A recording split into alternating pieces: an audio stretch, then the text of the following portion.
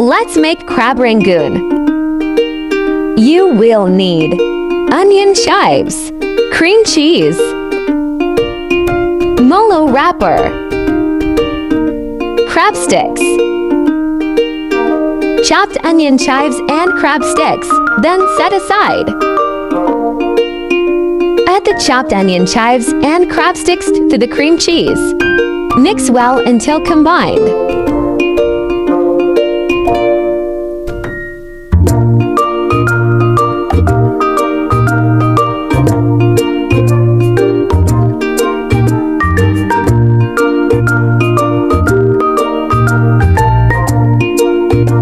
Pour about a tablespoon of mixture for each molo wrapper.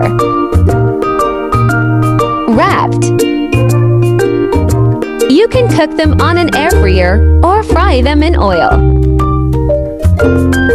Enjoy!